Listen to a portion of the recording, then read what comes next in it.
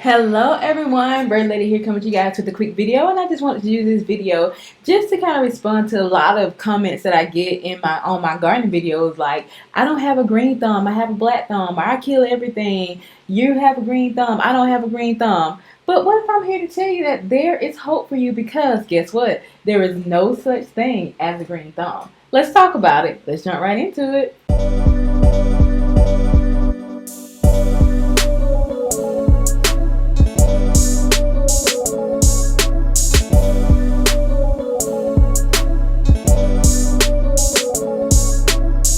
Thank you so much for stopping by my channel. If this is not your first time, welcome back. If this is your first time, welcome. I hope that you do decide to join the family and stay by hitting that like button, that subscribe button, and of course, ringing that bell. Now, I always have to put this out here. This is a very diverse channel. This is a variety channel. I talk about all types of things on this channel. Mostly right now, everything is mostly centered around garden care, because I think it's really needful at the time that we're in.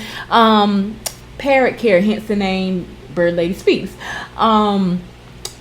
History, true crime, social commentary, just whatever I have on my mind that day or whatever I've been researching, that's what I decide to do. But if you are here for the gardening videos or whatever reason that you're here, make sure you do turn on that notification bell so you will not miss when I post a video of your choice. This video is specifically dedicated to Miss Val and Miss Dottie, two people who have actually who I actually consider as friends. Even though we've never met, I actually consider them as friends.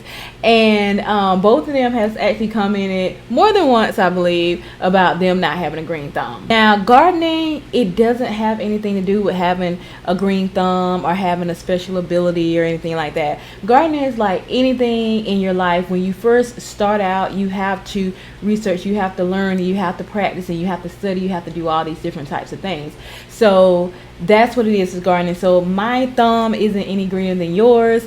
If it was just me having this magical green thumb, I wouldn't have paid all that money to take those courses to become a master gardener. I wouldn't have spent hours researching. I wouldn't have had so many trials and errors that I've had. So again, my thumb isn't any greener than yours. A lot of things when people fail with like these house plants, gardening and growing vegetables for me is simple, but when it comes to growing houseplants, that has been a really good struggle for me. Even growing the aquarium plant, I've killed a lot of aquarium plants, believe it or not. So I've killed a lot of vegetables, believe it or not.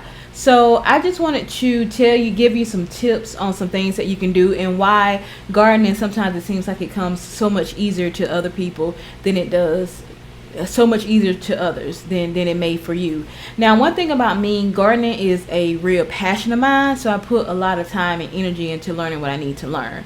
Now that's with anything. If you're really not passionate about it and you're really not dedicated to it, then a lot of times you won't stick with it, and it's easy to become discouraged with gardening. That's why I tell a lot of people, if you're gonna garden, don't go for these real extravagant types of vegetables. Grow something that is fast growing and easy, because once things start dying, a lot of people do tend to get discouraged, and we really need to accept the fact that there are going to be some plants that are going to die. You may not ever find out the reason that those plants died, but it's really, when it comes to gardening, it's really about growing the right plant at the right time in the right conditions.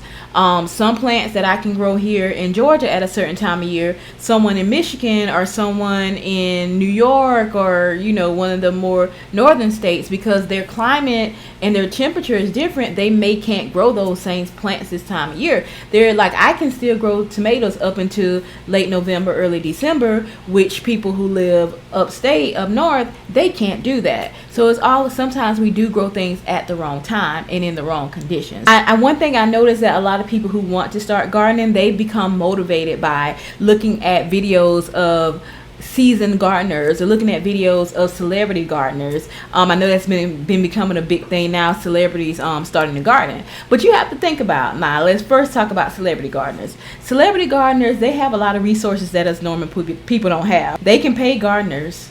They can pay people to go out there and weed their garden. They can buy these extravagant beds and watering systems that you and I maybe cannot afford. Now think about it. If this celebrity is gone traveling majority of the time, how does their garden look so well kept?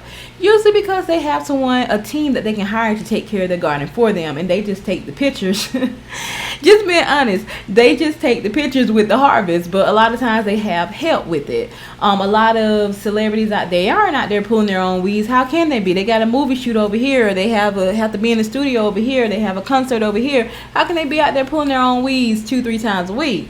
So they do have some resources, so we can't compare ourselves to them. Now, there are some celebrity gardeners that are married to celebrities. They stay at home and they do their own. Yeah, but sometimes they still get some help. Trust me, they still get some help.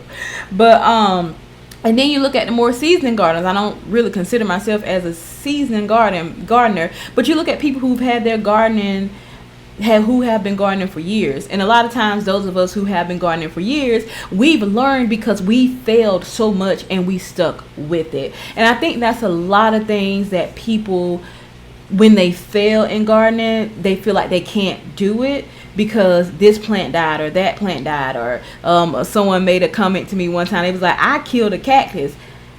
I killed aloe vera plants. The reason that I killed aloe vera plants in the past is because I was watering them way too much. So I just had to research and find out what I was doing wrong with the aloe vera plant. So if you have something that dies in the beginning, don't let that discourage you. Plants are going to die. They are going to die. But my thing is, you have to stick with it. You can't become discouraged by a plant dying. It's going to happen. Like, I'm a seasoned gardener, but I have some cabbage plants in my yard right now that are dying, and I have no idea why. I have 4 containers of cabbage plants. 3 containers are doing great. 1 container is not. They all have the same soil. They was bought from the same place, planted at the same time. It could be an insect or something that got in there that are eating the roots. I do not know. I can't figure out why, but I'm not going to give up. I'm going to keep researching. I'm going to keep digging. I'm going to keep trying to find out and see if I can save it. And then that way, when this happens again, I will know what to do. So gardening is a constant thing of learning. Like I said, there's no such thing as a green thumb. We just have to keep learning and keep practicing and keep learning and keep practicing. That's what we have to do. So basically, you can't compare your beginning to someone's middle. You can't, or someone's, close to end. You can't compare your first time gardening to someone who's been gardening for a year, because they still have that above you. So do not think you need this special ability to be able to garden. I'm here to tell you that you can garden. You can grow your own fruits and vegetables. There's not a special ability that you need to have. The only ability that I would say you need to have is patience and persistence and consistency, and the willingness to wait, the willingness to research, the willingness to learn from your mistakes. Like, your plants will talk to you. They will talk to you. They will tell you what they need. It's just our job to figure out what they're saying. That's why it's so important whenever you're getting ready to start a garden is to do a soil test. I think, here where I live in Georgia, it's like $7 to do a soil test, and you can see what kind of nutrients your soil does and doesn't have, so you'll know if you need to make special amendments to your soil. Now, when I say plants talk to you, what I mean is sometimes you will have a plant whose leaves will turn purple. I had that happen with one of my plants. Come to find out, with one of my vegetables, it was a brassica. I want to say it was broccoli or something, broccoli or cauliflower, one of the brassicas. But come to find out, I did research. Why are these leaves turning purple? Come to find out, it didn't have, my soil needed more phosphorus. That's why my leaves was turning purple. So I think I got some bone meal, or either I think it was some bone meal that I got, and it was loaded with phosphorus, and side dressed it with that, and then eventually, they came back just fine. So sometimes you can have the tips of your plants turn brown. Your plant is telling you, you're either not watering me enough, you're watering me too much, you're giving me too much fertilizer, which is a really, really big problem that we have in the gardening community. I have been guilty of it so many times. Even this season, I have been guilty of over fertilizing. Now, over fertilizing is a lot worse than under fertilizing, because when you over fertilize, it's hard, especially if it's in the ground. it's hard to get that fertilizer out once it's in there. If it's a container, it's hard to get it out unless you just dump that container and just start over and mix it up with some other things to kind of dilute that fertilizer out. But sometimes the damage is already done to the plant has already been burnt. So over fertilizing is an issue as well. So we've all done this. I'm telling you, every single gardener that you know out there does not have a special ability, does not have a special ability in their thumbs or in their hands. It's just research, trial and error, and learning. That's the only way that you're gonna learn, is just to get out there and start doing it. Fail. I heard someone one time say, fail your way up.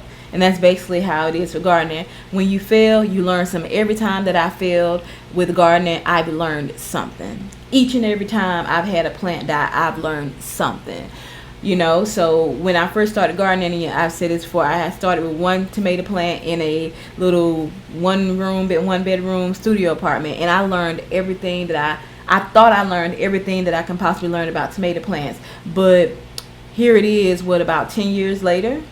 Yeah, over 10 years, well over 10 years later. Over 10 years later, and I'm still learning more about tomato plants that I didn't know. So you never stop learning when it comes to gardening. Again, there's no such thing as a green thumb. It's just knowledge and research and failing. That's all it is. And again, I want to go back to the things that we decided to grow. I decided to grow really easy plants.